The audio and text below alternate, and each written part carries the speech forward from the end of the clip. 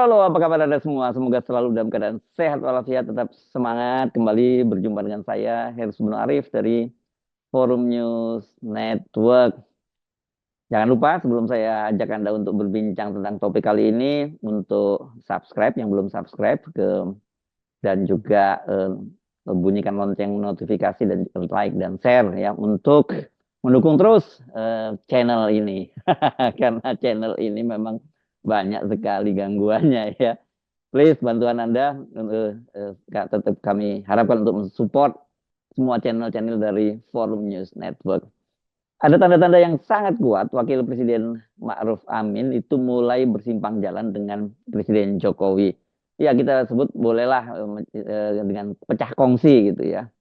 Dalam berbagai sikap maupun statementnya sangat tampak sekali bahwa Pres Ma'ruf Amin itu mulai melawan Presiden Jokowi dengan menyampaikan secara terbuka narasi-narasi yang berlawanan. Saya setidaknya mencatat itu ada beberapa momen yang bisa menjadi indikator. Yang pertama itu adalah ketika Pak Jokowi mengkritik debat calon presiden yang dalam penilaiannya tidak mengedukasi, menyerang secara pribadi, dan keluar dari konteks. Sebaliknya, Wakil Presiden Ma'ruf Amin malah memuji debat yang sekarang ini, kata dia lebih hidup dan lebih menarik dibandingkan dengan debat calon presiden 2019. Yang kedua, saat PDIP merayakan hari ulang tahun ke-51, Wapres Ma'ruf Amin hadir, sementara Presiden Jokowi malah menghindar dengan melakukan kunjungan ke luar negeri, ke Filipina. Ketiga, Wapres Ma'ruf Amin itu dalam berbagai kesempatan menyatakan pentingnya menjaga netralitas pemilu, netralitas penyelenggara negara dalam pemilu 2024, sementara Jokowi tidak malu-malu lagi menunjukkan keberpihakan dan dukungannya kepada paslon nomor 2 Prabowo Gibran. Mari kita bahas satu persatu peristiwanya dan apa ucapan dari Wakil Presiden Ma'ruf Amin. Semua perbedaan sikap dan pandangan Wakil Presiden Ma'ruf Amin itu menariknya ini ya, terjadi dalam waktu 3 hari secara berurutan. Tanggal 9 Januari, 10 Januari, dan 11 Januari 2024. Ini saat Presiden Jokowi sedang melakukan kunjungan ke beberapa negara tetangga, negara ASEAN, yakni Filipina, kemudian Vietnam, dan diakhiri nanti Brunei Darussalam. Pertama soal debat calon presiden. Kepada wartawan, Presiden Jokowi menyatakan debat Pilpres sudah menyimpang, tidak substantif, dan menyerang pribadi. Jokowi juga itu meminta agar format debat itu diubah, tapi permintaan ini ditolak oleh KPU. Selang sehari setelah komentar Jokowi dalam kunjungannya ke Prambanan di Sleman, Daerah Istimewa Yogyakarta, Wakil Presiden Ma'ruf Amin itu malah menilai sebaliknya. Kalau saya melihat perdebatannya bagus, terbuka, dan artinya mereka berdebat, terutama ya sesi perdebatan itu saya kira menarik. Itu dibanding dulu waktu saya, maksudnya itu Pilpres 2019 ya. Sekarang lebih hidup perdebatannya. Namun demikian mengenai substansi perdebatan ketiga Capres kemarin, Wapres Ma'ruf Amin merasa tidak bisa memberikan komentarnya. Saya kira masyarakat sendirilah bagaimana ketika masalah substansi itu mana yang baik, mana yang kurang baik, mana yang bagus. Itu kan publik. Tidak etis kalau saya masuk ke substansi. Dengan membandingkan debat kali ini dengan debat Pilpres 2019 dan Pak Ma'ruf Amin itu menggunakan kalimat dibandingkan dengan saya dulu.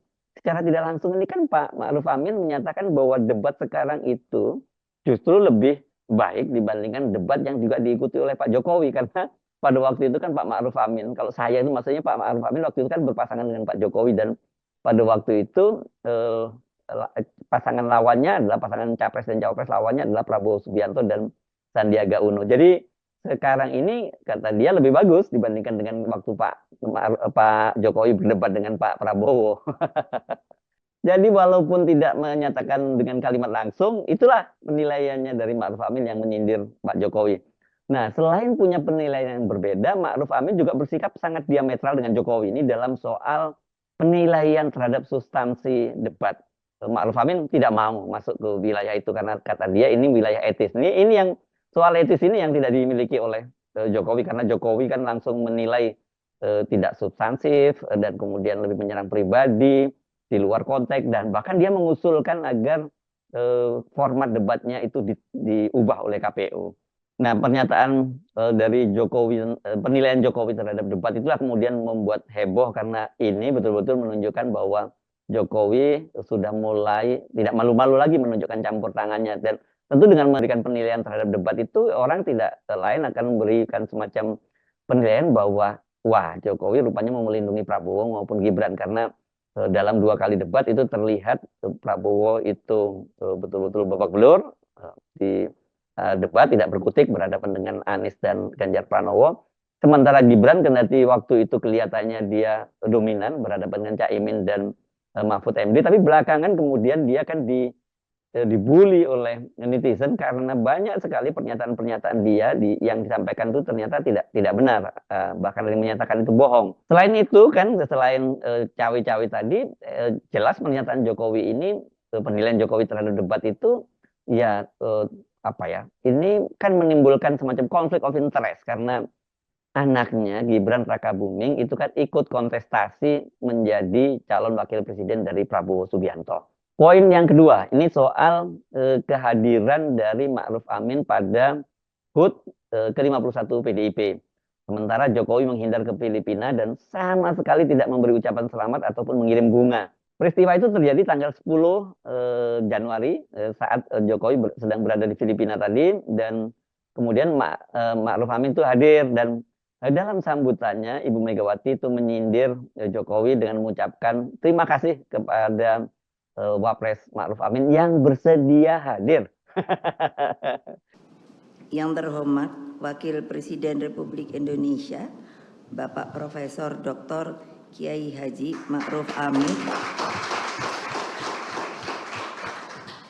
yang bersedia hadir.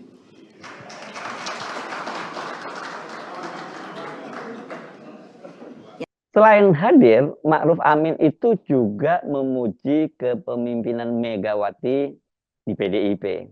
Kita telah menyaksikan bahwa PDI Perjuangan sebagai salah satu partai politik besar di Indonesia telah berhasil menghadapi berbagai dinamika dan tantangan. Keberhasilan ini diyakini telah memberikan dampak positif di dalam memperkukuh politik nasional Indonesia. Sebagai partai besar, PDI Perjuangan banyak mewarnai proses pembangunan dengan tetap menjaga ideologi nasionalis yang kokoh. Saya yakin di bawah kepemimpinan Ibu Megawati Soekarno Putri, PDI Perjuangan akan terus mencetak kader-kader pemimpin yang transformatif, yang mampu memberikan sumbangan pemikiran dan kerja nyata demi mewujudkan kesejahteraan rakyat dan kemajuan bangsa. Tidak hanya sampai di situ, itu yang bikin heboh karena Wakil Presiden Ma'ruf Amin juga ikut menyampaikan salam 3 jari. Setelah itu momennya terjadi setelah pemotongan tumpeng dan mereka foto bersama. Oke, semua kompak kebagian tumpeng hari ulang tahun PDI Perjuangan yang ke-51. Kita lanjutkan dengan sesi foto bersama. Silakan rekan-rekan media untuk mengabadikan momen ini, momen yang sangat luar biasa.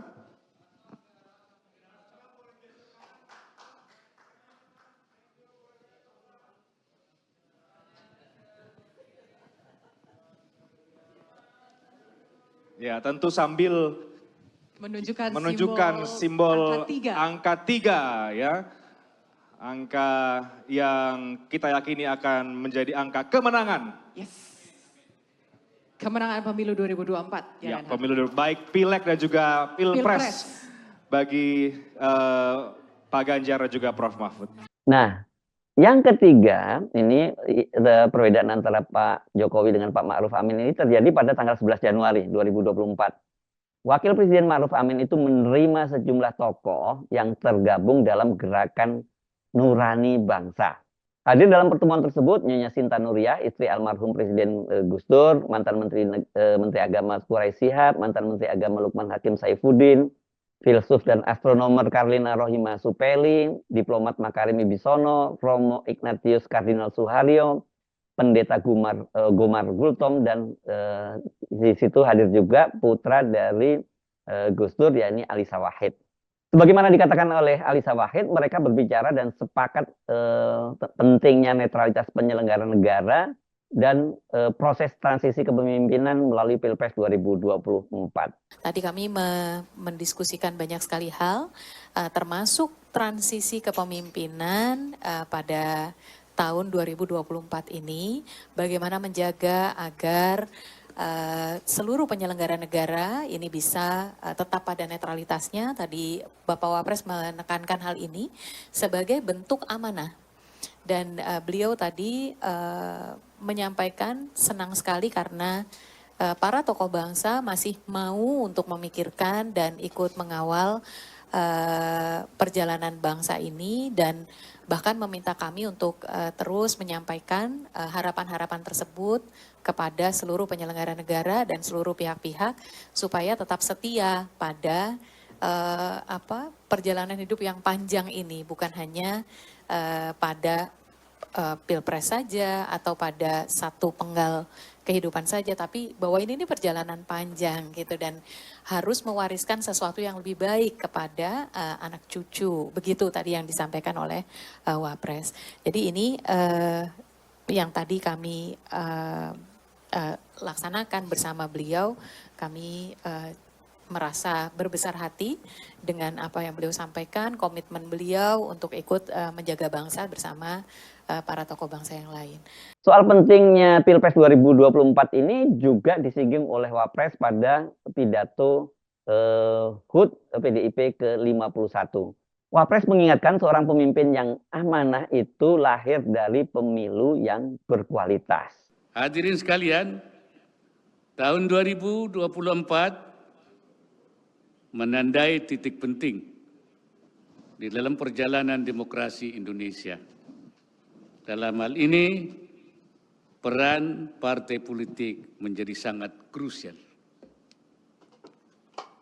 Kita semua berharap agar pemilu tahun 2024 berlangsung dengan sukses, sehingga dapat mendorong kematangan demokrasi Indonesia dan meneguhkan citra positif Indonesia sebagai salah satu negara demokrasi terbesar di dunia.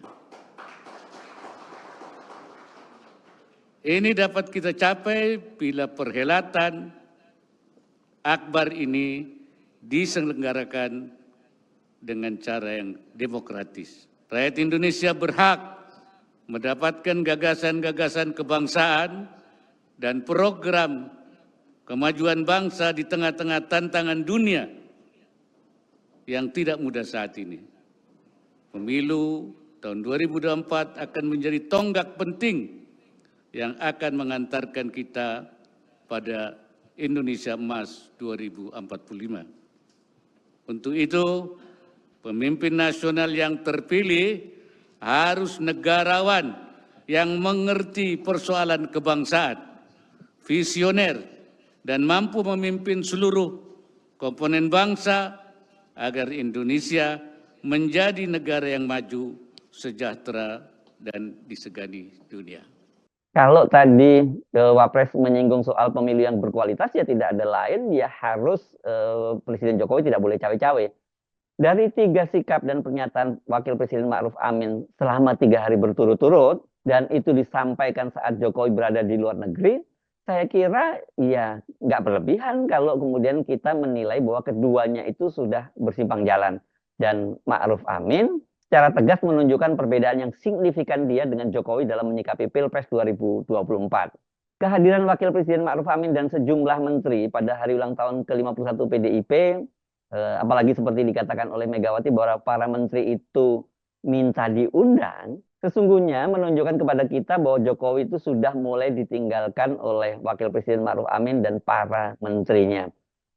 Siapa lagi kira-kira yang akan menyusul? Saya Arsbun Arif dari Forum News Network. Sampai jumpa lagi. Wassalamualaikum warahmatullahi wabarakatuh.